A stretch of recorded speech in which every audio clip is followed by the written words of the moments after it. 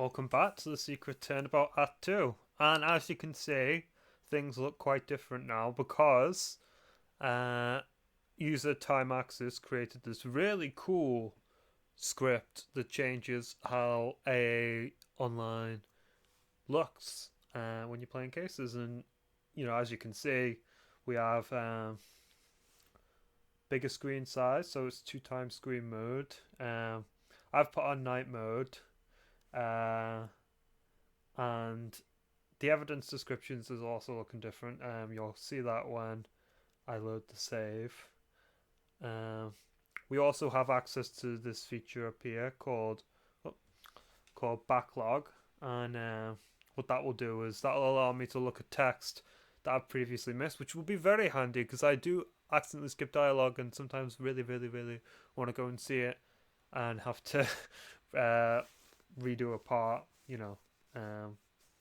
This will come in very handy for me. So even if it was just this, I'd be very grateful. But the whole UI just looks great now. I'm not going back. So without further ado, let's continue.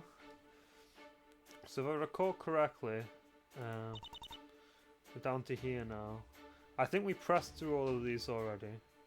What we need to do is find some contradictory statements. So,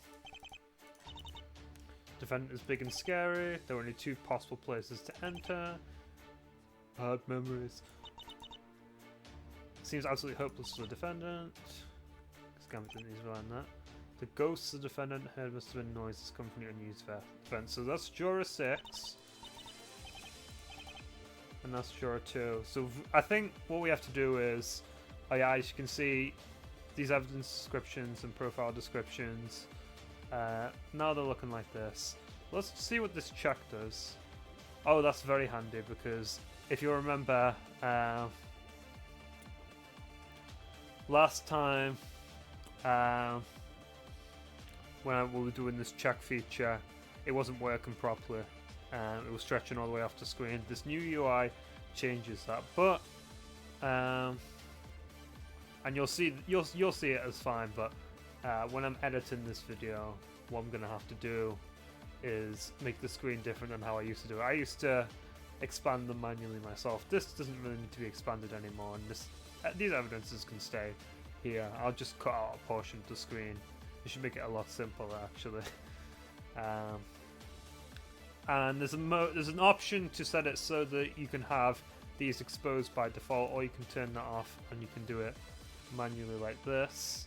I think this will probably be handier, keeping them like that. It just looks kind of nice and neat like this. So anyway, I'm going to present. It was juror number 6 that contradicted this one. Yeah.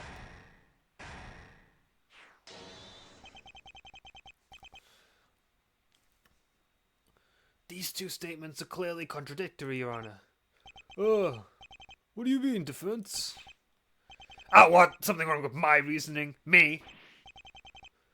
What voice was I doing for this guy again? Huh? Did I say something wrong? Let's really consider the facts of the case.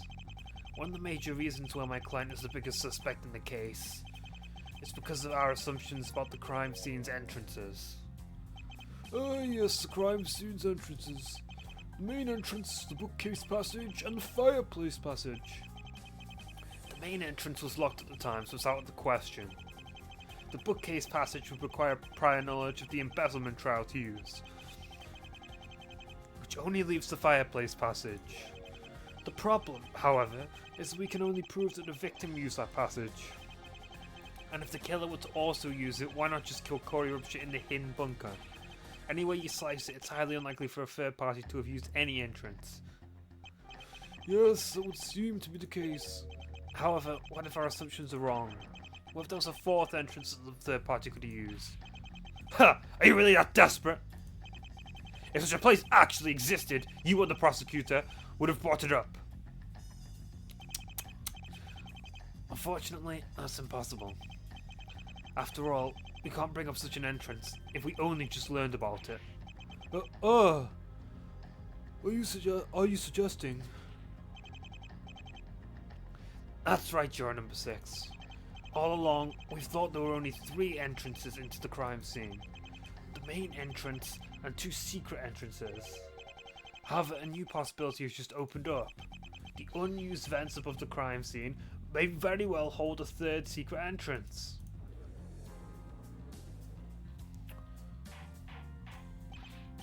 Order! Order! Your Honor, I request Juror 6 submit the courthouse blueprints to the court. Your request is denied. What? Why? I sincerely did not. The court cannot accept new evidence during closing arguments. Damn it, I really need these blueprints. Your Honor, if I may make a suggestion. What is it, Mr. Wright? Well, the court might not be willing to accept new evidence. But the defense, prosecution, and jury technically aren't members of the court, are they? Well, it counts. You're correct, Mr. Wright. And there comes Mr. Wright with the save. I have to be careful. You can't always save me like that in the future. Very well. I will allow the closing arguments to be suspended, so that Mr. Wright may share the courthouse blueprints with the counsels. Your Honor, if I may be allowed to speak. Mr. Edgeworth. Normally, the opposing counsel is not allowed to speak while one side is in the middle of performing their summation examination.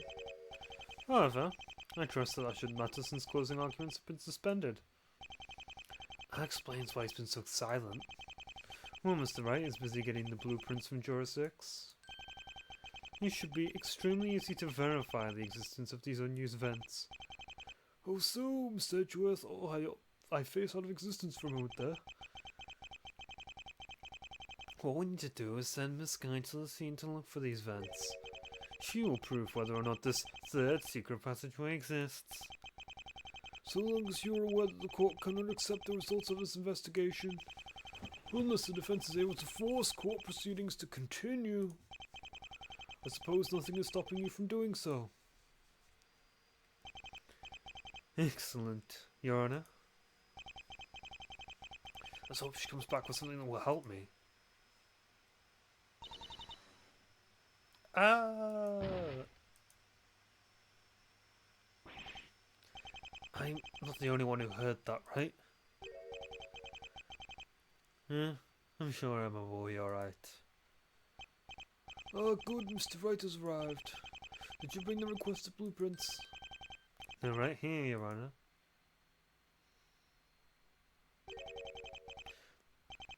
These blueprints are rather simple, aren't they? Indeed, they don't exactly give much information. They do at least point to the idea that there might be a 3rd secret passage. Now it's just up to Emma to confirm it. Well, the blueprints are yours, Apollo. Do with them what you will. There was something in the Nox commandments about secret passageways, so I assume that's the commandment being broken here as required by the competition. Vent blueprints passed down from Mr. Wright. Well, let's take a look at them. Yep. Love the new layout so much. Well, I have to get back to the jury room now. I leave the rest to this capable courtroom. Now then, all we need to do is wait for Detective Sky.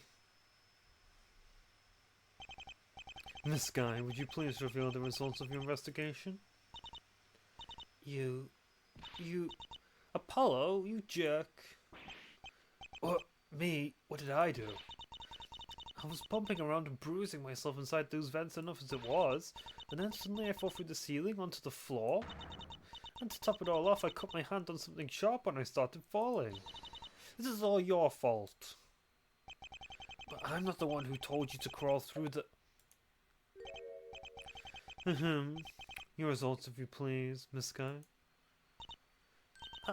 Right away, Mr. Edgeworth. Oh, sure, kiss up to the person who's actually responsible. At first, I wasn't actually able to find the dorm vents in the first place. I eventually just gave up and looked for an entrance outside the courthouse. Were you able to find such an entrance? Yeah, behind the courthouse, there's a grate that leads inside the unused vents. It's just barely big enough for a person to fit inside. Gotta say, I did not appreciate feeling claustrophobic in there, Apollo. Again, I wasn't the one who told you to. Will you stop throwing snickers at me? In any case, I crawled my way through the vents, trying to figure out where I was going. Then suddenly I started falling into the crime scene. So I was right. There is a third secret entrance into the crime scene. It seems like they tried to cover up the entrance into the vents with some ceiling tiles, turning it into a trapdoor of sorts. This is one wildly designed courthouse. I'm not saying something, considering I have traumatic experiences with an airtight elevator. You mentioned cutting your hand on something earlier. Do you know what exactly it was? If I had to guess, probably the edge of the trapdoor itself. That thing is sharp, a lot sharper than it seems. That sounds painful. It's not all bad, however. While I was crawling around, I found a device attached inside the vents themselves. A device?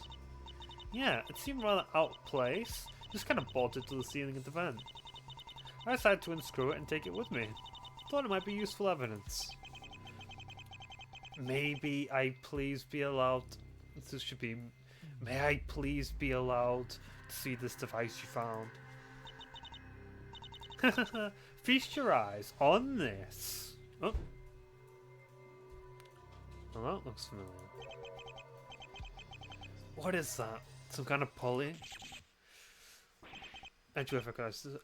No! Mr. Edgeworth, are you okay? Detective Sky, are you sure you found this pulley in the vents? Mr. Edgeworth, what's wrong? Why'd you have that look? Just answer the question, detective. What's going on with Edgeworth? His attitude's completely changed. Yes, I'm sure that's where I found it. Miss Sky, Mr. Justice, Mr. Justice, you don't realize. I've seen an identical pulley to this one recently. Used as evidence in the larceny trial against Manny Steele. What?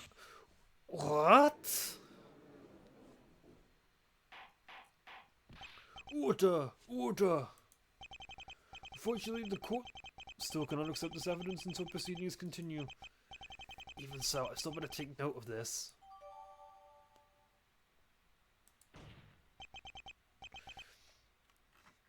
Let's take a look. A motorized pulley found in the unused vents of chambers number 3. The rope inside has a frayed end. Oh, so yeah, that definitely connects. Jurors of the court, I call upon you now. What are your thoughts on the information we just found? The court cannot accept this evidence until the closing arguments are finished. But you are not the judge. Can you honestly use the same claims as before to justify your stances?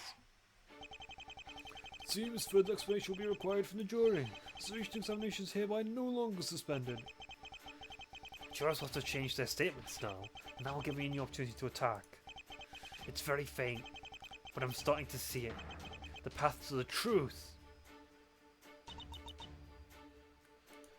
So we have new statements. Vents or no vents, only the defendant had the strength to break the victim's neck. Hold on, you can't say that for certain. Oh? Why ever not? Because we've just proven the existence of a third secret passageway. There's every possibility the real killer used it to enter the room. But I still find it rather hard to believe. The chances of the third party as strong as the defendant crawled through those vents. It doesn't matter what the chances are, you can't deny that it's a possibility. But it all just seems rather convenient, don't you think? A man as strong as the defendant just so happened to crawl through the hidden vents, and he just so happened to have a grudge against the victim. Not to mention, he just so happened to have not been seen at all that day. I find it a little too convenient that all these things happened all at once. And that's the wrong two. She has a point. The explanation does seem a bit contrived. You're the one getting pressed here, Apollo. You're asking him to buy the idea that there just so happened to be two men of unusual strength in opposite rooms from each other who had never met, and somehow nobody knew the second man ever existed. Unless you can prove the second strong man actually existed, I'm afraid my decision will remain the same. Yeah, I should have known that was coming. I need more proof. I think there are two possible ways I could try and prove my point. Either I proved that the second strong man actually was in the courthouse, or I could prove that the strength had no factor in this crime at all. Proving just one of these things would immensely help my case. Which one would be more possible, I wonder? I don't think I have what it takes to prove it on my own. I'll just have to keep in mind what the other jurors say. I'm sure if I keep poking enough holes into their arguments, a new possibility will come to light. Because that's how the gameplay of Great Ace Attorney works, that's how this has got to work. Oh, I forgot to read that. But I can use my backlog feature. There's not really any evidence that someone was in the vents on the day of the murder. Hey, that's cool, isn't it? I think it is. What about the pulley that Detective Sky just found? It proves that something was going on in these vents. Ha! If you think that's going to be enough to convince me, think again. Always the stubborn one he is. All we know for certain is that somebody bolted a pulley into the vents. We don't know why it was put there, or even when. When? I want to put it clear in the form of a simple question. Can you prove when the pulley was put inside those vents? I mean... I can, but Apollo is saying, well, no, but nothing, kid. That pulley could have been put inside those vents at any possible time. Days, weeks, months, possibly even years. Hell, it could have been put in there when the vents were being first built. Okay, that one is a stretch. Trust me, kid, I've been to a lot of trials. So I've seen a lot of attorneys try to make mountains out of molehills. This isn't an insignificant detail. There's a real possibility someone was in those vents. Bow, why are you so persistent on this? If you're so sure about this, then tell us, Smarty Pants.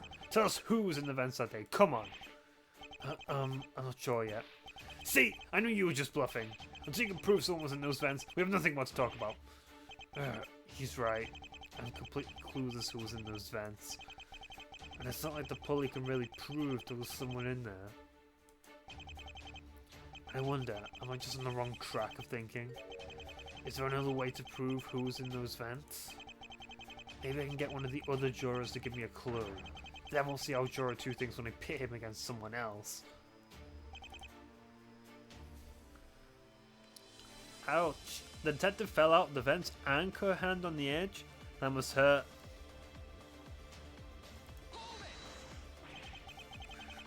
I feel very bad for Miss Sky as well, Juror 3. Still, it was necessary to find the truth. No hard feelings, right, Emma? Should have seen that one coming. I'm just wondering what we even learned by sending her in there. Well, aside from confirming my theory about the third secret passage, perhaps Emma's injuries can give us a few vital clues. Her? How so? Well, let's really look all the way she got hurt. She got multiple bruises from bumping around in those claustrophobic vents. I think it's safe to say anyone going through those vents would get similar bruises. Okay. Makes sense. Secondly, Emma cut her hand on the edge of the trapdoor.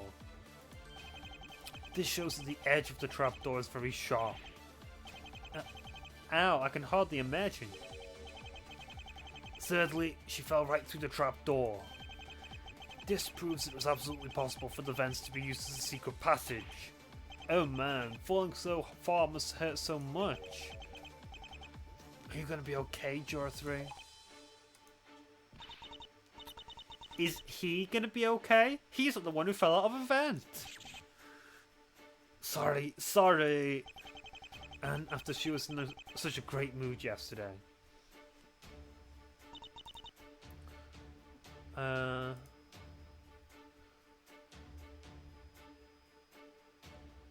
Multiple bruises on his back and extremities, one large cranial bruise as well.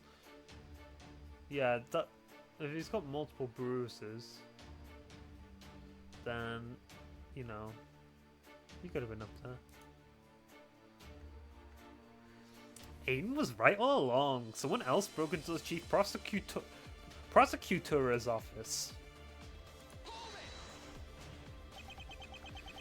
Can you keep focused on the trial at hand, please? A man's life is at stake. Hey, it's not like I'm some confused grandma going on about unrelated topics. What I'm talking about is also important, you know.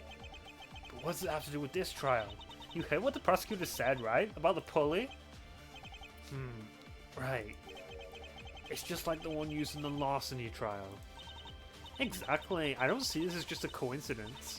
Whoever put the pulley in the vents must be the person responsible for the larceny. I don't know really what she's talking about here.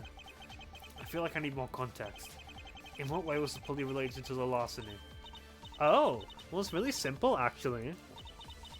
Aiden made a theory that the real culprit snuck in through the window, and that the pulley was used to climb down from that point from the roof. That sounds like something out of a lame spy movie. Oh, come off it! You know his theory was proven wrong. No, it wasn't. Maybe his reasoning, sure, but not his theory. Oh, for the love of... Look, he messed up, okay? Just accept that. If his theory really was correct, then why did the remote not work, huh? A remote? Come on, you can't just be blind to this. It can't be a coincidence. Please, everyone, you have to see it too. A remote was used during the trial. I wonder... Is this line of questioning worth pursuing? What should I do? I should obviously not talk about the pulley, which is the key piece of evidence that I just obtained. Or, no, I'm going to press further. Juror 4. What? Well, you and Juror 2 were arguing not too long ago. There was something about a remote being brought up. Oh yeah, well, about that. It all comes back to Aiden's theory, you see, about how the thief got into the building. A remote was found at the scene and Aiden thought it was used to control the pulley. I see. Our theory was a complete myth. He used the remote during the trial. He used the remote during the trial. And it all comes together. He needed an alibi for the crime, so he became the defense attorney in this trial, and he wanted to press the remote button at the key moment. That's the real reason he was so excited, not because he wanted to prove his case. He knew that he must have commissioned Vera to make the anonymous commission to make the fake pulley. And then he also had a real pulley, which, you know, is the one who he put up in the vents. He used that somehow to remotely pull off the murder of Corey Rupture, because if I'm right, Aiden Gambit is the son of the two people who got killed, and he was the defense attorney who got their culprit off the hook for it. So that's my current theory based on this new evidence, this new information that got provided. It all makes sense now. That doesn't prove anything. The culprit could have used a different remote. Yes, I think I'm finally starting to see the truth. Juror 4, what you just said about the remote, I'd like you to change your statement to reflect this new information. Huh? Oh, sure. It's ironic that the biggest fan of Aiden Gambit is the one who gave me the information I think I'm going to use to destroy him, but I just know it. This statement will provide a vital clue going forward. Aiden theorized that a remote could be used to control the pulley. But the remote didn't actually work, did it? Well, no. But still, that doesn't prove Aiden was wrong about his theory. What makes you so certain? Well, it's not just that Aiden theorized that's how the thief got inside the office. And pulling off the murder in this way might seem a bit weird, but, you know, if he wanted to get, I don't think I have his profile, but Manny Steele, who was the prosecutor who failed against Corey Rupture, jailed, he could have set that up too. So, you know, it looks like he was making a genuine attempt, but just failed. When in actuality, he was pulling off his plan the whole time. And being a pretty great actor. The girl who made the pulley also came in to testify. Is that so? Yeah, she confirmed that that's how the pulley works. So it's not just Aiden who said it, it's how it's supposed to work. In that case, we're left with a conundrum on our hands. Why didn't the remote work? After all, if the remote is supposed to control the pulley... Ha! It's because this theory is poppycock, that's why. The pulley wasn't used to commit the crime. End of story. No, that can't be it. Aiden wasn't wrong. Ever devoted to your boyfriend, aren't you? There has to be some other explanation we're overlooking. But maybe there was a different remote. That would explain it. Oh, grow up. It's time to face the facts, lady. Aiden Gambit isn't as great as you think he is. Funny thing is, if I'm right, then both of you are correct. First, there's another remote, which, you know, because he uses that remote to control the pulley in the vent, and the other remote is somewhere else. And then Gambit isn't as great as you think he is because he's a murderer. How could you say that? Poor Juror 4, this must be rough on her. Still, that does bring up an interesting question. If the remote found during that larceny case isn't for the pulley that Aiden Gambit found, then what is it used for? I wonder, is it possible? No, I can't get distracted by that case, not until I've proven a connection. The fact is that the pulley is controlled by a remote. I should focus on using that info in the summation examination. And if you think about it, it makes sense too, because he uses the remote, and then it's just right after that that what's his name? Defendant Hercule Erie runs into the chamber, and then he screams. What's that pulley doing in the vents? That's what I want to know right now. That's what I'm trying to figure out too, Juror 5. Do you think it could be tied to the murder in any way? I mean, I guess it's possible that it could be, but what evidence do we really have that it is? Well, let's really think about this logically. About a week before the murder, the defendant started hearing strange noises. From what we can tell, those strange noises must have been coming from the vents. Right, that's what I told the defendant, as you'll recall. Of course, that begs the question, what exactly did the defendant hear? I know, it could have been the victim the defendant heard. After all, the victim was staying in the underground bunker, right? Unfortunately, that's impossible. After all, Juror 6 investigated the underground bunker a week ago, and he did not find Corey Rupture down there. That's right, I would have seen him during my investigation. That means the victim didn't stay in the bunker until after Juror 6's investigation. In other words, the defendant had already started hearing noises. Oh, well, I'm stumped then. Here's what I believe happened. The noises that the defendant heard came from someone setting up this pulley in the vents. This is the truth about the strange noises the victim has been hearing. I guess that makes sense, but still, that's hardly conclusive proof that it's connected to the murder. So, Juror 5 wants something more conclusive. I wonder, do I have any evidence tying the pulley to the murder? Oh, is this where I get to present the rope? Very well, Juror 5. You want evidence tying the pulley to the crime? I'll give you the evidence you want.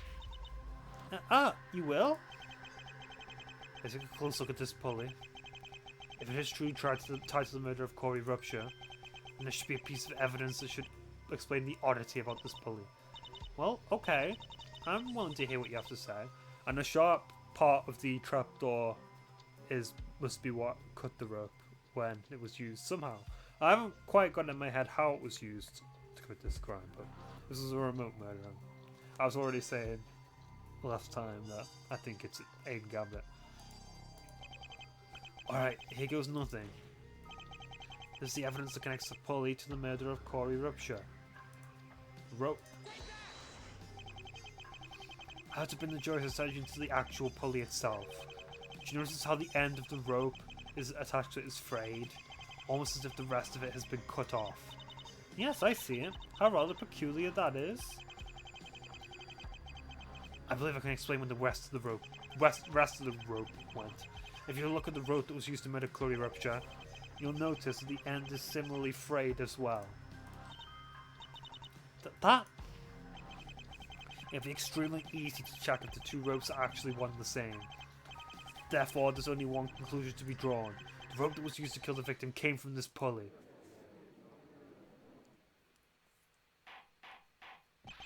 Order! Order! But then that would be the defendant cut the rope from this pulley. And he used it as a weapon of murder. Wait, hold on, that's not what Your Honor, I'd like to be allowed to change my statement. Great, now she has the wrong idea. Still, a new statement is a new statement. I wonder if I can use what she says to my advantage.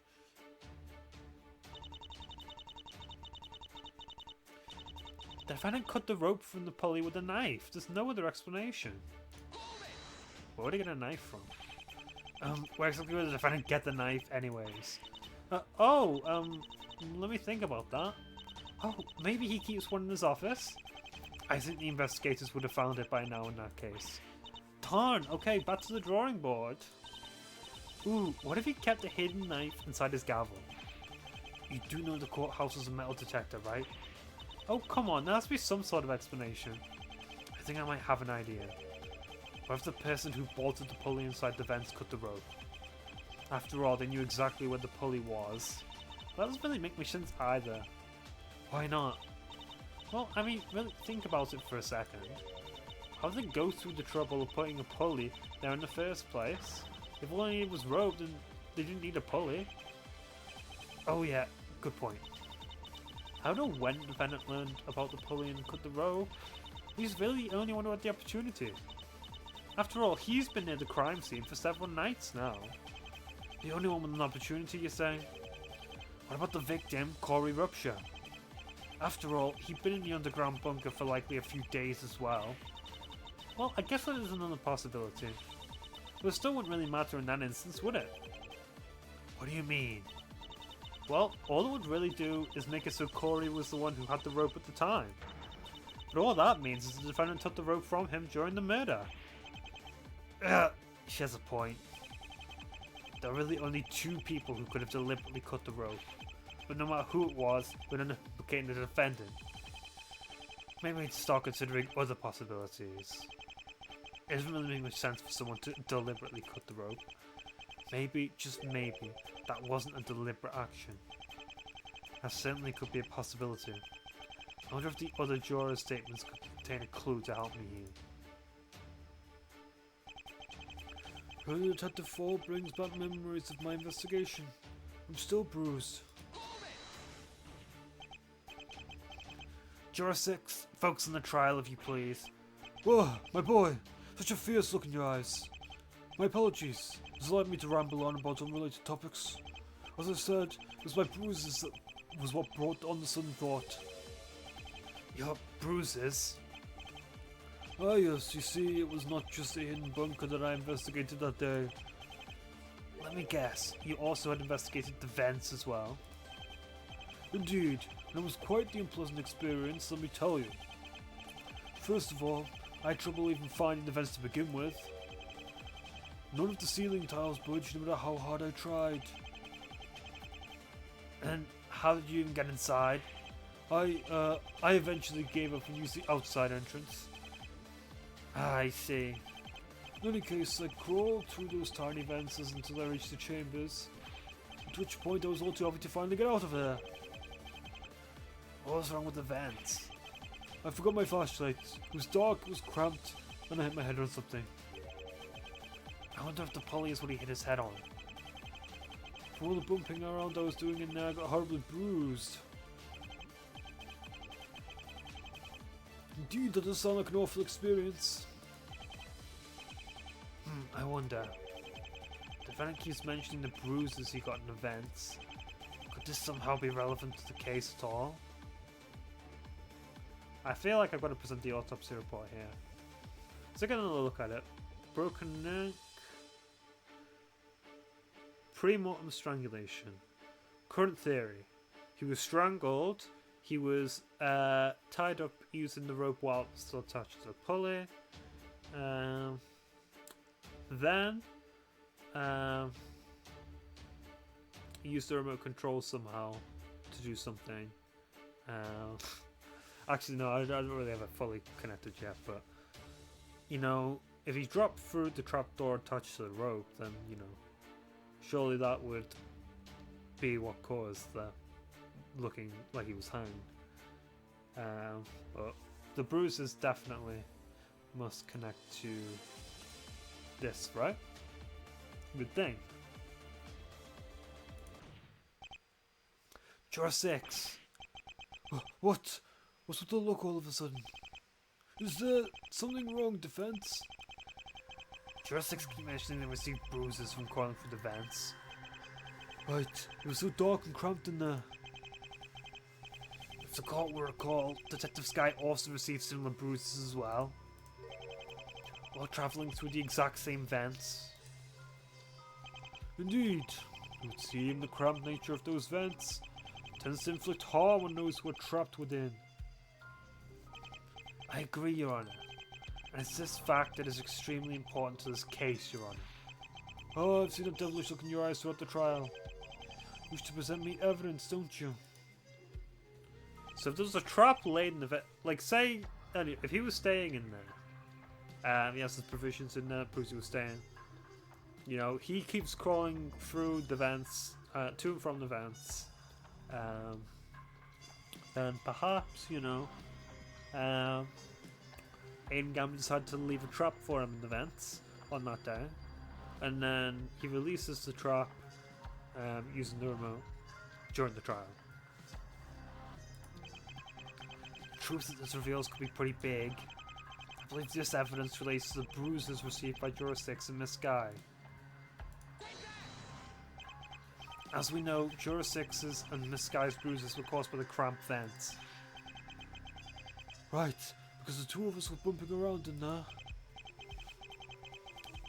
However, this new info actually puts old evidence into a different context. After all, they're not the only two we know got bruised up, are they? Oh, you mean... It's all right there in the autopsy report. On the day of the murder, the victim suffered multiple bruises to various areas. The evidence speaks for itself, don't you think?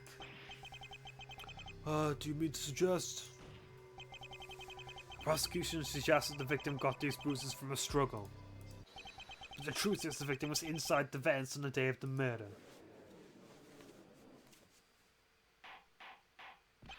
Order! Order! I see. Your Honour, given the new information that has come to light, I would to revise my statement with this new information. Very well, Juror 6, you may do just that. I'm getting so close, I can feel it. Time to stop pitting the jurors against each other. Seems the bruises indicate that the victim was in the vents on the day of the murder. I'm glad we've come to an agreement on this, Juror 6. However, I believe a few things need to be clarified before we continue.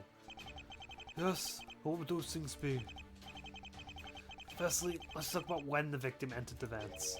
We know the victim was staying at the courthouse in the underground bunker. In order for the victim to have ended up inside the vents on that day, he would have had to left the bunker at some point in time. I see. Yes, that would have to be the case. Hang on, that's not necessarily what that would have to mean. What do you mean, juror number 2? Isn't it equally likely that the victim got the bruises on an earlier day? After all, the victim had to get into the courthouse somehow. I think that's rather unlikely. After all, the bruises would have likely healed after a few days. But wait, I got my bruises a week ago and they still haven't healed. Yes, but my file indicates that you're 62 years old. Your elderly age has likely contributed to your longer lasting bruises. Oh, I see. Good catch, Mr. Justice. Why the victim left the bunker is still a mystery. However, I think it's clear that he was up to something. Indeed, to just trespass on another's workspace like that. There are so many parts of this mystery that I don't understand.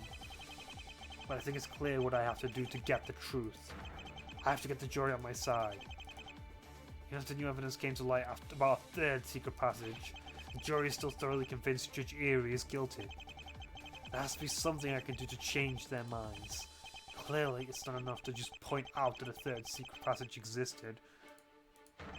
I have to prove that it's connected to the crime. Something happened inside those vents. I just know it. The evidence we found must tell the story of what went down that day. At times like this, there's only one thing to do. I have to prove how what we found was used in the crime. Time to put some statements. I mean, the defendant had the strength. Not really any evidence someone was in advance and did the murder. Detective fell out the vents and got a hand. A remote could be used to control the pulley. So I reckon 3 and 5 will go against each other, and then 6 and 2 will go against each other. We'll do 6 and 2 first. Juror 2.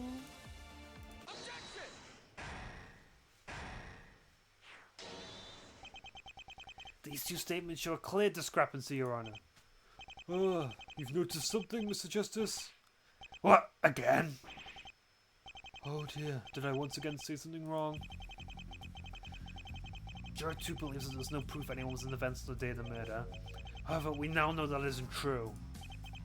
After all, the bruises on the victim would seem to indicate otherwise. Right, we just discussed this not too long ago.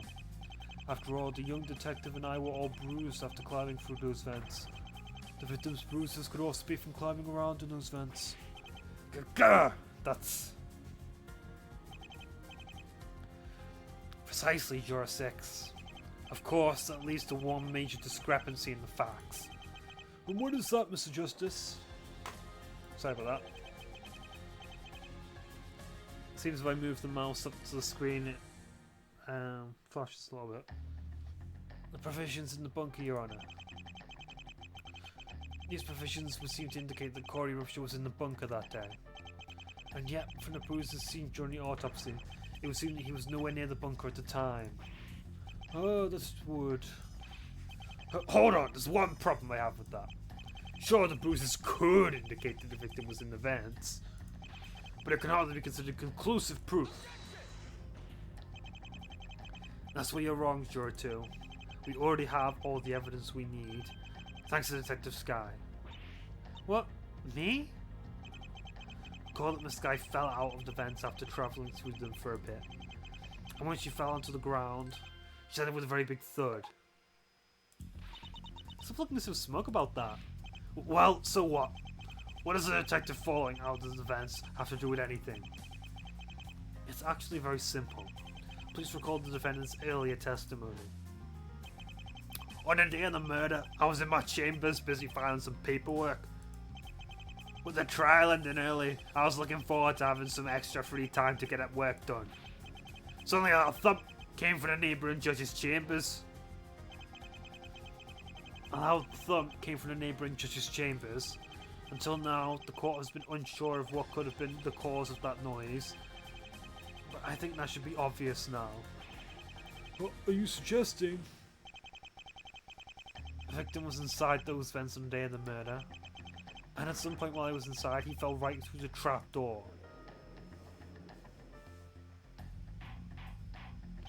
Order, order! Hang on, I'm not fully convinced yet. What Now, it's true the detective girl fell through the vents, yes. But how do we know the same could happen to the victim? After all, Juror 6 didn't mention anything about falling through the vents. Oh, come on, how am I supposed to prove something like that?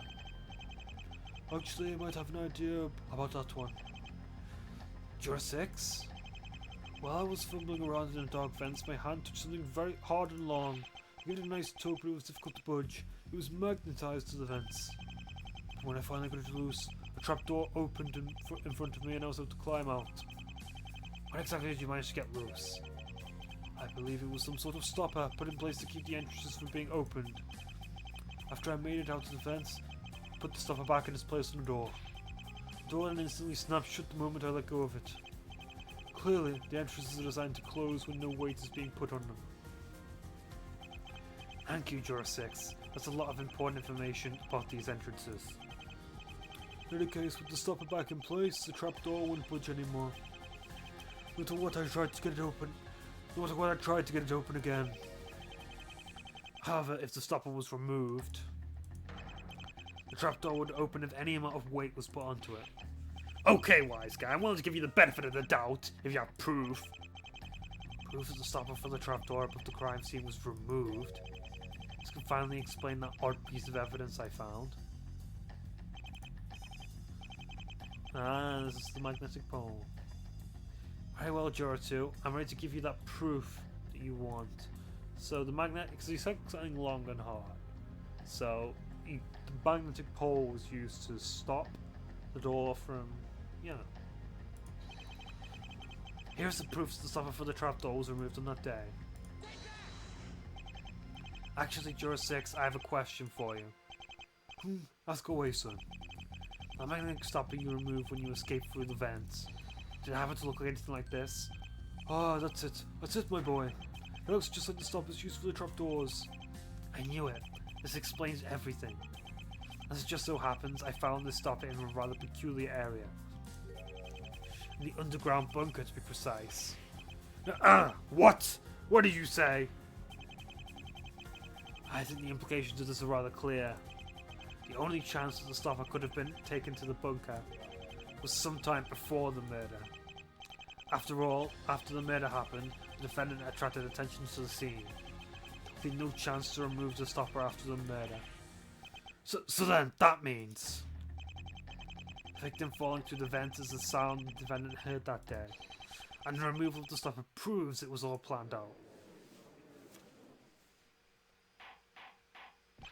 Order! Please calm down. I have a feeling I should update my notes on this poll. So, magnetic pole is to keep the entrance in the vents closed. This one belongs to the entrance above the crime scene. This revelation changes quite a bit. Alright, I've decided. I'm going to revise my statement. Okay, one step closer to the truth. Time to start comparing his new statement to the ones made by other jurors. With the stopper removed, anyone could have fallen through the vent's trapdoor. Indeed, it would have been quite hazardous to travel in those vents without the stopper keeping those trapdoor from opening. Something the detective Sky demonstrated quite well. I guess she's angry with me. Yeah, it seems like quite a terrible thing to do. But who would do that, and why? Well, I'm still not sure about who yet. As for why, well, it seems rather confusing at first, until you actually think about it for a bit. What do you mean? Here's what I propose happened. The person who took the stopper out of the vent and hid it inside the underground bunker did so with the intent of making someone fall through the vents. That's absurd. Do you even realize what you're suggesting? That would mean the person who knew the victim would be in the vents. That's right.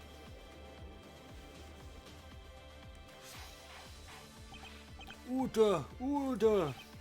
You're insane. There's no way anybody could have known that. And yet, that's the only possibility I can think of. This feels so unreal. The person who removed the stopper knew the victim would be in the vents. Questions that arise are, how did they know, and what were they trying to do?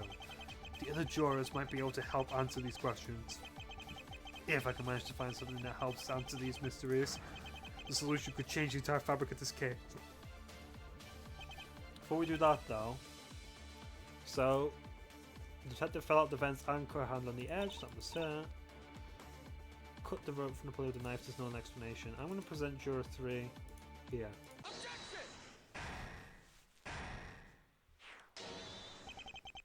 There's a clear connection between these two statements, Your Honor.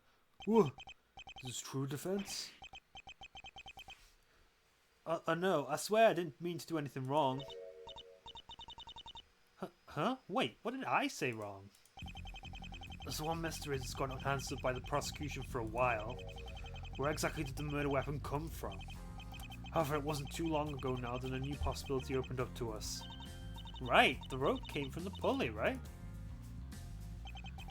That's the most likely theory, yes. However, that opens up a new question. How did the rope from the pulley end up around the victim's neck? Right, I mean, the pulley was in the vent at the time. I don't really think the killer could have just reached in there and pulled out the pulley's rope while the struggle was happening. That's right, such a thing will be impossible. However, if you take a look at the rope itself, it's clear that it was cut at some point. Right, so then the answer is obvious, isn't it? The killer must have used a knife to cut the rope from the pulley. Then they brought it with them to kill the victim. Pretty clever, huh? I don't know. It still seems a bit iffy to me. How could somebody bring the knife to the courthouse? Knife or not, the point remains the same. The assumption is that the rope was deliberately cut ahead of time and then used in a struggle between the killer and the victim. Given the facts as we know them, this would have to be the case. Right, so what's the problem? Well, there's a problem that raises another question, actually. What if the pulley's rope being cut wasn't a deliberate action? What if it wasn't deliberate? Let's recall the details Miss Sky found in her investigation of the vents themselves. At some point, she fell through the vents into the crime scene. And when she did, something happened to her. That puts everything into a new perspective. Am I going to get a stack who's thrown at me again? I was bumping around and bruising myself inside those vents as it was, and then suddenly I fell through the ceiling onto the floor. To top it off, I cut my hand on something sharp and I started falling. If I had to guess, probably the edge of the trapdoor itself. That thing is sharp, a lot sharper than it seems. As Emma has made clear with her earlier demonstration, the edge of the trapdoor is rather sharp indeed. Sharp enough, perhaps, to even cut a rope. Do you mean... The rope being cut was never a part of the plan. While it was being reeled in, the rope got caught on the edge of the trapdoor. And when it got caught on the edge, that is when it got cut. I see. I would explain it. What are your thoughts, Juror 5? You were the one who suggested the rope was cut. I'm not entirely sure I buy it. What's the issue with my theory, Juror 5? Even if the rope rubbed up against the edge of the trapdoor, it's not that easy. There would have to be some sort of weight attached to the rope for that to happen. A weight attached to the rope at the time of the murder? I might have an idea of what that might be. Alright, Juror 5, I'm willing to show you proof. Proof that there was something of great weight attached to the rope when it was cut. Ooh, I'm almost excited to see what you come up with. Time to put your money where your mouth is, Justice. The object that was attached to the rope when it was cut is... was it Corey Rupture? That's what I want to go for. Oh, so let me present profiles, so...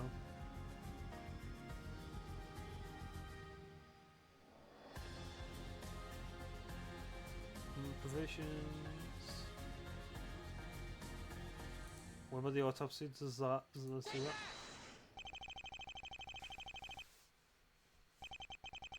What to propose is completely insane. I'm debating with myself about whether or not it's even possible. But if I'm right, if this really is the truth I'm being led to, it would change everything we think we know about this case. That lines up with my theory that he crawled to the vents, got caught in the rope with the pulley, and then the remote was used by Aiden Gambit. Defense? Something wrong? You've got a bit pale. Your Honor, the defense has come to a realization. A realization, you say? About what? About what was weighing down the rope, Your Honor. Because the answer will change the very foundations of this case. What do you mean? What was hanging from it? The only thing at the crime scene that was heavy enough to weigh down the rope is the victim, Corey Rupture. Hang on, defense! What is it you're trying to say? Are you implying that all this time, the assumption has been that the victim was killed with a rope that was first cut from some unknown source? The truth is, it actually happened in reverse. The pulley's rope was only cut after it was used to hang the victim, causing his death. That's completely absurd. Order! Please, everyone, order! Mr. Justice, this is completely ludicrous. I followed the clues to the truth as much as I could, Your Honor. This is where they've led me. But if he was hung, are you saying this was a suicide? Fortunately, there's no way this crime could have been a suicide. As the prosecution has stated, there are multiple bruises on the victim at various points. Not to mention, there's a large bruise right on the side of the victim's head, almost as if he was attacked by some sort of blunt object. Besides, if the victim really was going to hang himself, why do it with a pulley, instead of judge's chambers? Any way you look at it, this reeks of foul play. But then, how did the killer get the victim set up to the pulley? Would he fight back?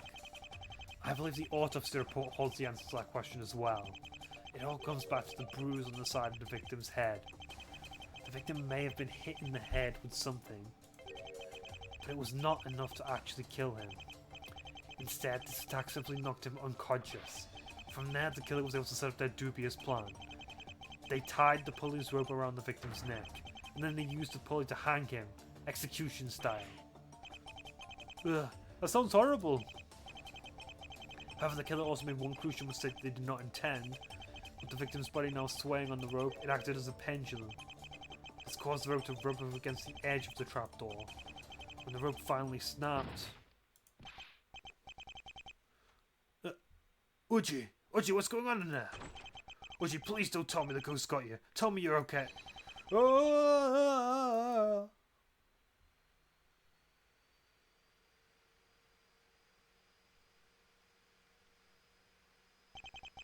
More than likely, the victim was sent flying backwards. It's at this point that the defendant's head made contact with the fireplace, thus causing the wound in the back of his head.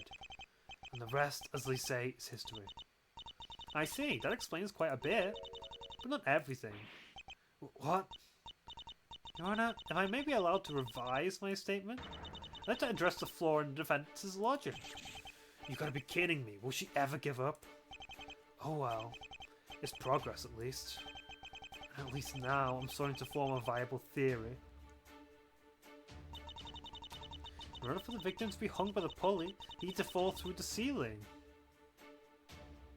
Okay. You're being really stubborn right now, you know that? Hey, I'm just trying to be thorough. Trust me, working out the kinks in your theory will be better now rather than later. I guess she has a point. Having the perfect proof about what happened right now, Mr. Justice, I'm just trying to help you make your theory more cohesive. Oh, you have a funny way of showing it. If I understand your theory so far, it goes something like this. The victim was knocked out by the real culprit. Then, the killer started reeling the victim in with the pulley, which caused the victim to be hung, snapping his neck instantly. That's pretty much the gist of it, yes. However, in order for that to be possible at all, there's something you must address. The victim would need to fall in order to be hung. That's right. And as I said before, given the pulley's position, there's only one place he could fall. From the ceiling itself. That's right. I won't be convinced otherwise. I need proof that your theory is even possible to begin with. Otherwise, there's no way I can justify siding with you on this issue. Proof that my theory is possible? Focus upon it. You don't need to prove that this is what happened just yet. All you need to do is prove that it's even possible at all. When in doubt, you know what to do. Look over the other juror statements for clues. We'll continue with the summation examination next time. Right now, so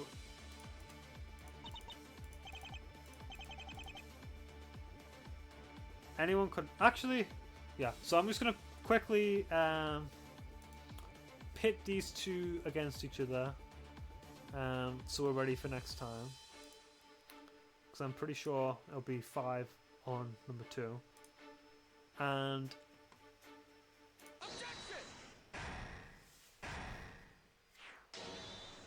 these two statements are clearly linked, Your Honor, and we will continue next time. So yeah, hope you enjoyed, and we're gonna. Hopefully, this should be the last thing we need to do before we reopen this case, because I really want to get Aiden Gambit on the stand. Because I know you did it, Aiden. I know why you did it. I just need to go and the game just needs to let me prove that. Because I'm ahead of Apollo. I'm ahead of you. I'm ahead of the player for once. Unlike when we were playing Turnabout in the Lighthouse of Lunacy, I was far behind. So I'm liking being ahead. But yeah, I'll see you next time.